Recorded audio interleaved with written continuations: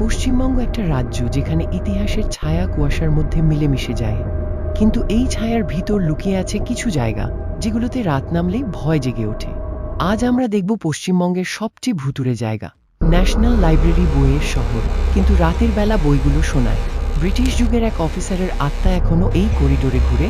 Light নিভে গেলে পা পড়ার আওয়াজ, ফিসফিস আর হাড় কাঁপানো ঠান্ডা সবকিছুই মনে করিয়ে দেয় তুমি একা নও।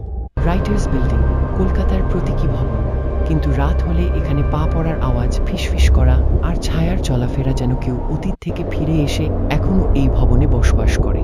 পুতুল বাড়ি, পুরনো পুতুল, ভাঙা মুখ, নীরব চোখ।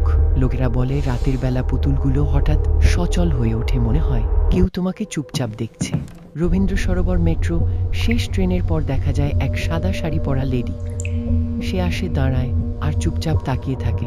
তুমি তাকে দেখতে পেলেও সে তোমাকে কিছু বলে না, কিন্তু তার চোখে একটাই প্রশ্ন থাকে, তুমি কি সত্যিই একা?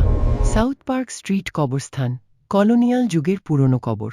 রাতের বেলা হাওয়া যখন কবর পাথরের ওপর দিয়ে যায়, তখন এই জায়গা একদম হরর মুভির মতো নীরব হয়ে ওঠে। ডাউ হিল, কুয়াশাচ্ছন্ন জঙ্গল, যেখানে রাতের আওয়াজ শুনতে পাওয়া যায়। কথা আছে এখানে পা পড়ার আওয়াজ, মাথাবিহীন ছেলের গল্প আর অদ্ভুত হাসি। যারা রাতে ট্রেক করেছে তারা বলে মনে হয় কেউ তোমাকে দেখছে, কিন্তু তুমি তাকে দেখতে পারো না।